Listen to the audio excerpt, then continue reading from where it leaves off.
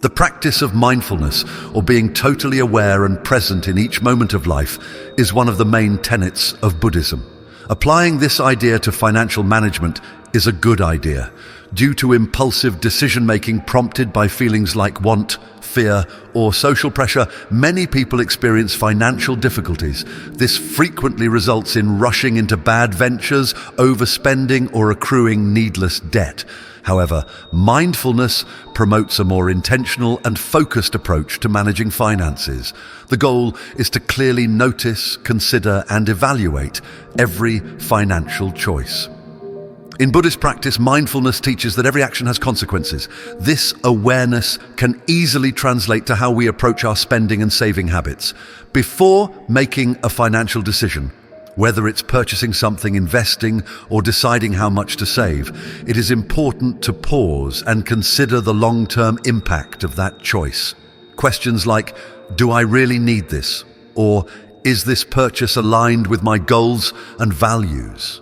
Become essential in making decisions that not only benefit your financial health, but also support a more fulfilling and peaceful life. Mindfulness also helps us recognize when we are acting out of habit rather than intention. For example, many people spend money out of boredom, stress, or as a way to distract themselves from deeper emotional needs. This is where financial mindfulness comes in. It helps us become aware of our motives for spending and guides us to make more conscious choices. Instead of impulsively buying something to feel good in the moment, mindfulness encourages us to explore whether the purchase will bring long-term satisfaction or simply provide a temporary escape from discomfort. Moreover, financial mindfulness invites us to consider the ethical implications of our spending and earning habits. Buddhism emphasizes right action and right livelihood, meaning that how we earn and use money should align with our values and cause no harm to others. Before purchasing a product, for instance, mindfulness might encourage us to think about where that product comes from and whether it was made ethically. This awareness not only leads to wiser financial decisions, but also fosters a sense of compassion and responsibility toward the world around us. In practicing mindfulness, we also develop the ability to see the bigger picture in financial matters. For example, rather than focusing on short-term gratification, mindfulness helps us understand the importance of long-term goals, such as saving for future needs or investing in experiences and relationships that bring true fulfillment.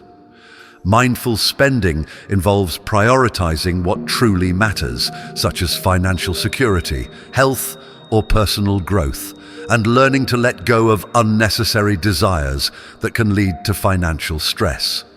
By incorporating mindfulness into financial decisions, we can reduce the anxiety and impulsiveness that often accompany money management. Mindfulness allows us to approach finances with calm, clarity, and intention, leading to healthier financial habits and a more balanced relationship with money. This practice is not about depriving oneself of pleasure or comfort, but rather about making choices that are thoughtful, intentional, and aligned with our deeper values. In this way, mindfulness becomes a powerful tool for achieving both financial success and emotional well-being, helping us find contentment and peace in our relationship with money. The middle way is one of the most well-known teachings of the Buddha, advocating a life of balance and moderation. In financial terms, this means avoiding the extremes of indulgence and deprivation. Many people in today's world either live in constant pursuit of wealth, believing that more money will bring them happiness, or they struggle with financial irresponsibility, ignoring the importance of saving and managing their resources wisely. The middle way encourages a balanced approach to finances, one that neither seeks excessive luxury nor leads to financial insecurity. Instead, it promotes thoughtful earning, mindful spending, and responsible saving, all while maintaining a sense of contentment with what one has. A crucial aspect of this balance is earning money in an ethical and honest way. In Buddhism, right livelihood is essential to living a life of integrity. This means that how we earn our money matters. Whether through work, investments, or business ventures, we must ensure that our financial pursuits do not cause harm to others or the environment. Ethical earning not only creates a sense of fulfillment and peace of mind, but also fosters a deeper connection to the world around us. It is important to remember that financial success should never come at the expense of others' well-being.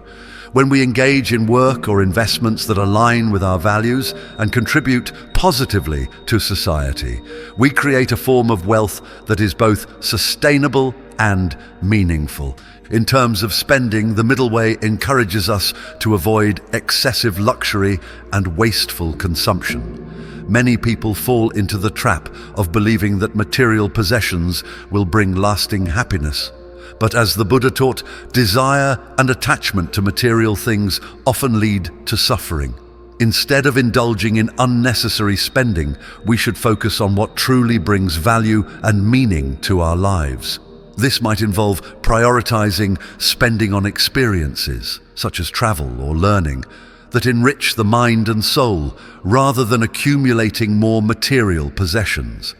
It also encourages mindful consumption, where we make deliberate choices about what we buy, ensuring that it supports our values and long-term well-being. At the same time, the middle way does not advocate for extreme frugality or deprivation. Denying ourselves the comforts and pleasures of life can lead to a sense of lack and dissatisfaction. Instead, financial balance means finding a middle ground, spending on what is necessary and meaningful while avoiding excess. This approach fosters a sense of contentment and reduces the stress that comes from financial overreach or unnecessary deprivation. It also supports long-term financial stability as we learn to live within our means and avoid the pitfalls of debt and financial instability. Another crucial element of maintaining a healthy financial balance is saving appropriately. It is critical to save and invest for the future in addition to making prudent spending decisions. But saving should also be done purposefully and with awareness. Creating security and stability for ourselves and the people we care about is more important than hoarding money out of fear or attachment. When we save for the future, we can face life's uncertainties with confidence and composure, whether it is retirement planning or handling unforeseen costs. But it is crucial to keep in mind that living in the moment should not be sacrificed in the name of saving money. A balanced strategy includes reserving a part of our earnings for future necessities and allowing ourselves the flexibility to. In essence, applying the middle way to financial success means cultivating a balanced relationship with money, one that involves earning, spending, and saving in a way that aligns with our values and leads to long-term well-being. This balanced approach not only helps us achieve financial stability, but also fosters a sense of peace, contentment, and ethical integrity. By avoiding extremes and focusing on what truly matters, we create a life of financial freedom that is both sustainable and fulfilling. Non-attachment is one of the most profound teachings of Buddhism, and it can be directly applied to our relationship with money and material wealth. In many cultures, wealth is often seen as a measure of success, happiness, and self-worth. This leads people to become deeply attached to their possessions, income, and financial status. However, the Buddha taught that attachment, whether to wealth, relationships, or physical objects, inevitably leads to suffering because everything in life is impermanent. This is especially true in the financial world, where markets fluctuate, jobs change, and material possessions can be lost. The practice of non-attachment teaches us to let go of our obsession with accumulating wealth and to focus instead on the present moment, contentment, and generosity. When we become too attached to money, we often fall into a cycle of constant desire and dissatisfaction. No matter how much wealth we accumulate, the feeling of not enough can persist. There is always a bigger house, a newer car, or a higher salary to strive for. This pursuit of more creates stress, anxiety, and a sense of emptiness because it places happiness outside of ourselves, in external possessions and status. The Buddha's teachings remind us that true happiness comes from within, from cultivating inner peace, compassion, and mindfulness.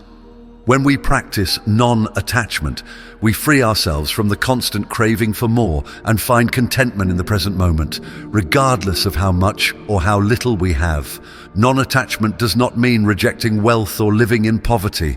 Instead, it encourages us to have a healthy relationship with money, one where we can appreciate and use wealth responsibly without becoming overly dependent on it for our happiness. This mindset shift allows us to enjoy the fruits of our labor without feeling defined by our financial success. We can still strive for financial goals, but we do so with the understanding that money is simply a tool, not the ultimate source of fulfillment. When we are no longer attached to wealth, we can make financial decisions that align with our values and bring us peace rather than stress.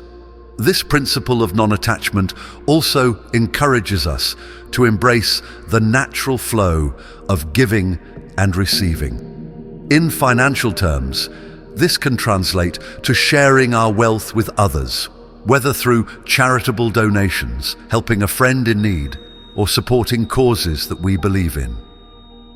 When we are not attached to our money, we can give freely and generously, knowing that wealth, like all things in life, is impermanent. Generosity becomes a natural expression of non-attachment, and in giving we experience a deeper sense of connection, purpose, and fulfillment. Additionally, non-attachment allows us to handle financial setbacks with greater resilience and calm. Life is full of uncertainties.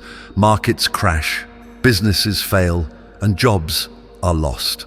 For those deeply attached to wealth, these events can be devastating, leading to panic, fear, and despair.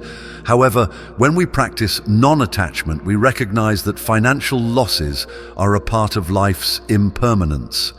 Instead of clinging to what we've lost, we can accept the situation with grace, learn from the experience, and move forward with a sense of peace. This doesn't mean that financial challenges won't be difficult, but non-attachment helps us approach them with a sense of equanimity and understanding that our true worth and happiness are not dependent on external circumstances. In essence, non-attachment offers a path to true financial freedom, not the freedom that comes from having endless wealth, but the freedom that comes from not being enslaved by the pursuit of it. By letting go of our attachment to money, we cultivate a sense of inner peace, contentment, and generosity, allowing us to live more fully in the present moment and experience the joy of giving and receiving without fear or attachment. This approach leads to a more balanced and fulfilling life, where financial success is measured not by the accumulation of wealth, but by the sense of freedom and peace that comes from living mindfully and without attachment.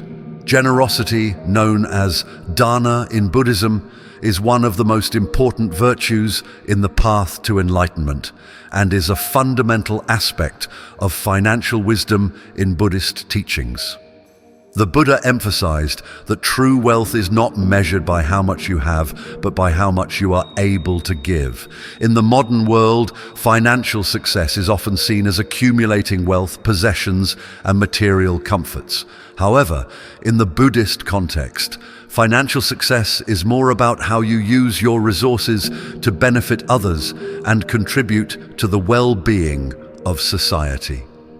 Generosity creates a sense of abundance, not because it increases your financial wealth, but because it cultivates a mindset of giving, gratitude, and contentment. When we practice generosity, we shift our focus from scarcity to abundance. Many people live with a scarcity mindset, constantly worrying about not having enough or losing what they have. This mindset leads to fear, anxiety, and a sense of competition where people feel they must hoard resources to protect themselves. However, when you give freely, you challenge this mindset and instead cultivate the belief that there is enough for everyone. You begin to see wealth as something fluid and dynamic, something that grows through sharing rather than hoarding. The act of giving opens up the flow of abundance, creating a positive cycle of generosity and gratitude. Generosity in Buddhism is not limited to financial wealth.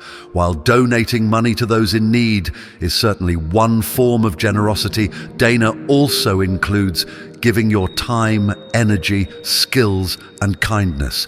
You can be generous with your attention by listening to someone who needs support, or with your time by volunteering for a cause you believe in. In this way, generosity becomes a way of life, extending beyond financial contributions to encompass all forms of giving. When you give in any capacity, you strengthen your connection to others, creating a sense of community and shared well-being. This sense of interconnectedness is central to Buddhist teachings and reminds us that true success is not individual, but collective. From a financial perspective, generosity also plays a practical role in building long-term success. When you give to others, you create positive karma, which in Buddhist belief means that your good actions will come back to benefit you in some way. This might not always be in the form of financial gain, but it could manifest as goodwill, strong relationships, or opportunities that arise from your generosity. For example, helping someone in need today might lead to future connections or collaborations that benefit both you and the recipient in unexpected ways. This reinforces the idea that wealth is not stagnant, but grows when shared. Generosity also fosters gratitude. When you give to others, you become more aware of the abundance in your own life. Instead of focusing on what you lack, you start to appreciate what you have, no matter how small it may seem. This gratitude, in turn, reduces feelings of envy, greed, and dissatisfaction, allowing you to live with a greater sense of peace and contentment. The act of giving reminds us that we are part of a larger community and that our well-being is connected to the well-being of others. When we contribute to the happiness and success of others, we experience a deeper, more fulfilling sense of prosperity. Moreover, generosity helps cultivate non-attachment to wealth. When you give without expecting anything in return, you practice letting go of the need to control or hold on to your resources. This aligns with the Buddhist principle of non-attachment, which teaches that clinging to wealth and possessions leads to suffering. By giving freely, you demonstrate trust in the impermanence of life and in the idea that your worth is not tied to how much you possess. Instead, you learn to find joy in the act of giving itself, which brings its own form of wealth and fulfillment. In practicing generosity, we experience the joy and freedom that come from helping others, while also cultivating a mindset of abundance and gratitude. This approach leads to true financial success, not just in terms of wealth, but in creating a life that is rich in connection, compassion, and purpose. Through generosity, we contribute to the well-being of others while also enriching our own lives with meaning, fulfillment, and inner peace. Buddhism teaches that contentment is the key to true happiness and well-being. In the context of financial success, this means cultivating a sense of satisfaction with what you have, rather than constantly striving for more. Many people fall into the trap of believing that financial success is about accumulating wealth, possessions, and status. However, the more we chase after material things, the more we find ourselves stuck in a cycle of desire, dissatisfaction, and attachment. The Buddha taught that true happiness does not come from external sources, but from an inner state of contentment. This is particularly relevant in today's world, where consumerism and materialism often drive people to seek fulfillment through money and possessions. Contentment allows us to break free from the never-ending pursuit of more. In financial terms, this means learning to live within our means and appreciating the simple pleasures of life. When we are content with what we have, we are less likely to overspend or fall into debt in an attempt to keep up with societal pressures. Instead, we find joy in the present moment, in the things we already have, and in the relationships and experiences that bring us genuine happiness. Contentment shifts our focus away from the external markers of success and toward a more meaningful, mindful, and peaceful way of living. Simplicity is closely linked to contentment and is another important principle in achieving financial success based on Buddhist teachings. The Buddha often spoke of the importance of simplifying one's life, not only in terms of material possessions, but also in terms of thoughts and desires.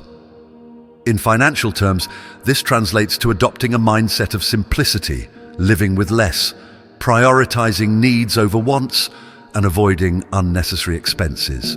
When we simplify our financial lives, we reduce stress, save more, and make room for what truly matters. This doesn't mean living in poverty or denying yourself comfort, but rather focusing on what brings real value and purpose to your life. Simplicity in finances can also help us prioritize long-term goals over short-term gratification. Many people fall into the trap of impulsive spending, seeking temporary pleasure in material purchases that do not bring lasting happiness. By embracing simplicity, we learn to delay gratification and focus on what truly matters, whether that's saving for the future, investing in meaningful experiences, or spending quality time with loved ones. This approach fosters financial stability and creates a sense of abundance that comes not from having more, but from needing less. Another important aspect of contentment is gratitude. When we practice gratitude for what we have, we naturally feel more content and satisfied with our financial situation, no matter how modest it may be. Gratitude helps us see the abundance in our lives, not just in terms of material wealth, but in terms of relationships, experiences, and personal growth. This mindset reduces feelings of envy, greed, and dissatisfaction, which often lead to financial stress and anxiety. By cultivating gratitude and contentment, we learn to appreciate the wealth that already exists in our lives, even if it's not in the form of money or possessions. Living with contentment and simplicity also helps us resist the pressure of consumer culture. In modern society, we are constantly bombarded with messages that encourage us to buy more, achieve more, and accumulate more. This pressure can lead to financial strain as we feel the need to keep up with societal expectations. However, by practicing contentment and simplicity, we free ourselves from this cycle and focus on what truly brings us happiness. We learn that financial success is not about having the most, but about having enough. Enough to meet our needs, support our goals, and live with peace of mind. Finally, contentment and simplicity are effective tools for achieving financial success based on Buddhist principles. We can reduce stress, avoid debt, and cultivate a sense of abundance based on inner peace and gratitude by finding contentment with what we have and simplifying our financial lives. This approach to financial success leads to a more fulfilling and balanced life, where wealth is measured not by how much we accumulate, but by the quality of our relationships, experiences, and sense of well-being.